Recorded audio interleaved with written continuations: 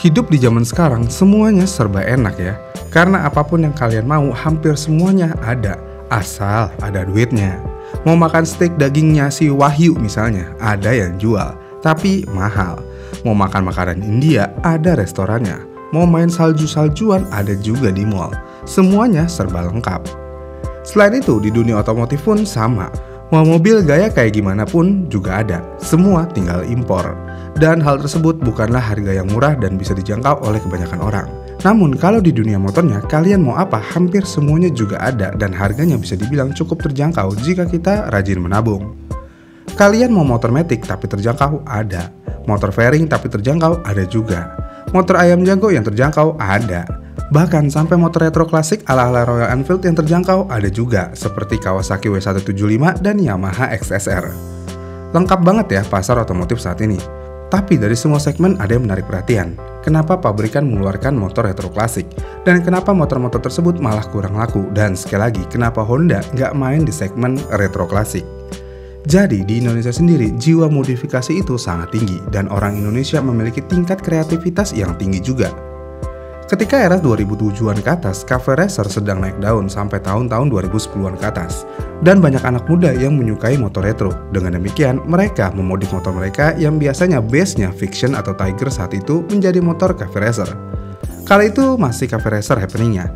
Baru kemudian sekitar tahun 2013 atau 2014 baru mulai tuh tren-tren motor klasik di luar cafe racer seperti Jap Style, Bobber, dan lainnya. Kemudian gak lama berselang, sekitar tahun 2015-an kalau nggak salah nih ya, Royal Enfield yang statusnya udah jadi motor India bukan motor Inggris lagi mulai berjualan di Indonesia. Mungkin udah lama berjualannya tapi baru happening tahun segitu.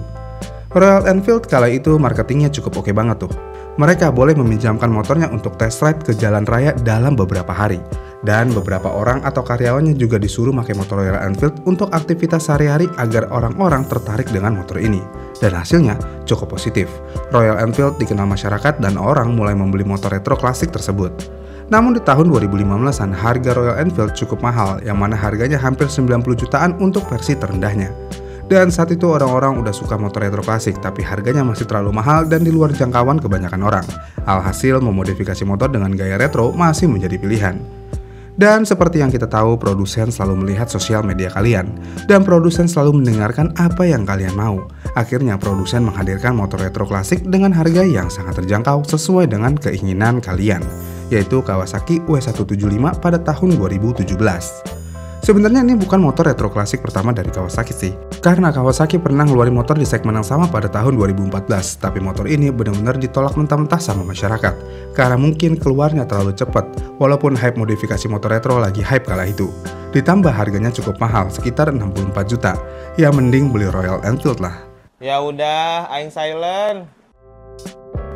Dengan demikian, Kawasaki harus memiliki pemikiran Indonesia banget, yaitu harus murah, keren, awet, harga jual tinggi, desain yang harus memiliki selera tingkat tinggi, fitur melimpah, unik daripada yang lain biar dikata anak indie, dan lainnya sebagainya. Pokoknya standar orang kita kebanyakan cukup tinggi. Sama seperti mau ngelamar kerja, persyaratannya ribet banget. Mau jadi staff aja kayak mau ngelamar kerja jadi CEO. Jadi curhat deh. Bisa nggak ngetiknya nggak berisik? Aing lagi belajar. Dengan Kawasaki yang sudah memiliki pemikiran Indonesia banget nih, akhirnya lahirlah motor retro klasik yang memiliki mesin 177cc yang mampu menghasilkan tenaga di 13 horsepower dengan torsi 13,2 Nm. Motor ini walaupun kelihatan keker, tapi motor ini sebenarnya cukup ringan. Karena motor ini hanya memiliki berat di 126 kg aja, dan motor ini juga tergolong irit, yang mana Kawasaki ngeklaim kalau motor ini bisa mengkonsumsi bensin di 50 km per liter. Keren banget ya? Bentar dulu. Emang keren bentuknya, tapi ini motor cukup kacau sih. Mungkin untuk menekan budget kali ya, makanya Kawasaki bikin kayak gini, kayak seadanya aja. Karena untuk motor retro klasik, motor ini seharusnya punya standar 2 nih contohnya. Tapi Kawasaki tidak masangin standar 2 di motor ini.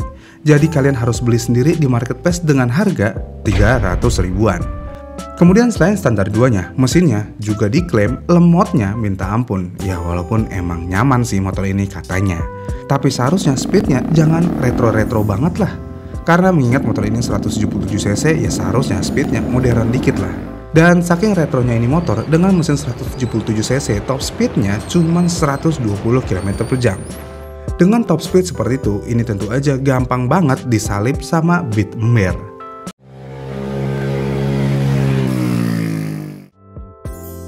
Kemudian selanjutnya seperti biasa, entah kenapa Kawasaki pelit banget indikator bahan bakar. KLX generasi awal nggak ada dan ini sekarang nggak ada juga. Ampun dah.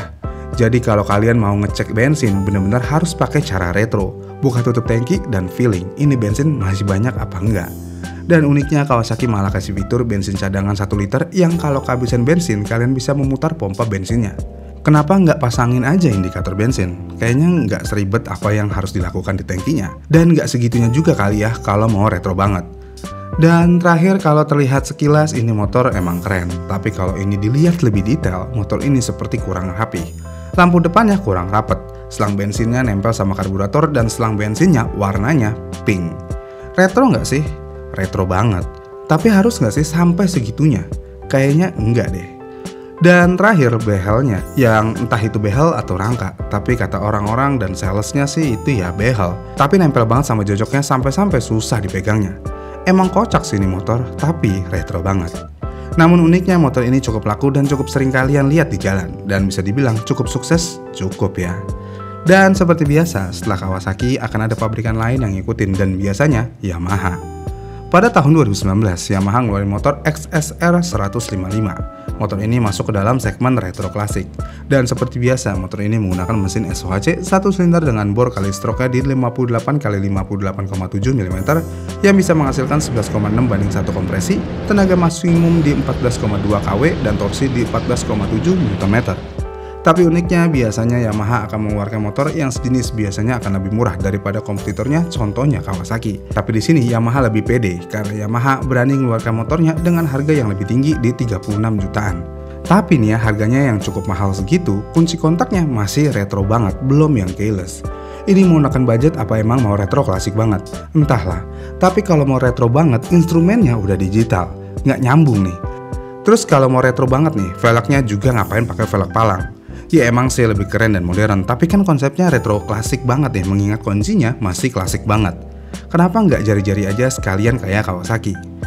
Sekali lagi, entahlah. Tapi ya walaupun demikian, motor ini lebih ngebut jika ingin dibandingkan dengan W175. Ya walaupun Yamaha hanya punya top speed di 125, tapi motor ini lebih ngebut dan bertenaga dibandingkan W175. Tapi sayangnya nih, motor ini tidak lebih nyaman daripada W175. Ya ada plus minusnya lah ya. Oh iya, satu lagi nih, motor ini juga sama kayak Kawasaki, nggak punya standar tengah. Entah apa alasannya. Tapi nih ya, kalau dari segi desain, saya lebih suka XSR 155 dibandingkan W175. Karena Yamaha XSR 155 lebih masuk aja sih sama zaman sekarang. Nggak terlalu klasik dan nggak terlalu modern, jadi pas enak di mata. Oh iya, kelemahan satu lagi nih, di kedua motor ini adalah dua-duanya nggak punya kickstarter, padahal motor retro. Dan di Yamaha XSR nggak ada voltmeter di instrumennya, apalagi di Kawasaki, ada nggak sih?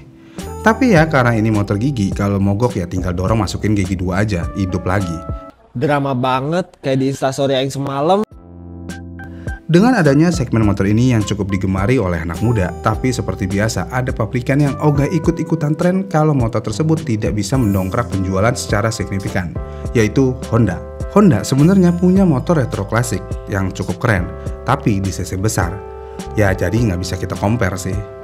Dan kalau kalian pecinta Honda dan kalian pengen banget motor klasik dari Honda, nggak mau dari brand lain, beli aja CB. Ya CB Taeyang. Ya gitulah Honda, kalau laku ikutan, kalau nggak laku skip. Tapi mau bagaimanapun, segmen motor ini emang nggak begitu memikat sih, nggak seperti pasar fairing ataupun Matic. Bagaimana nih menurut kalian? Sekali lagi, apa alasan Honda tidak membuat motor retro klasik di kelas cc kecil? Komen di kolom komentar di bawah ya, dan jika kalian suka dengan video ini, kalian bisa like dan subscribe channel ini, dan sampai jumpa di video selanjutnya.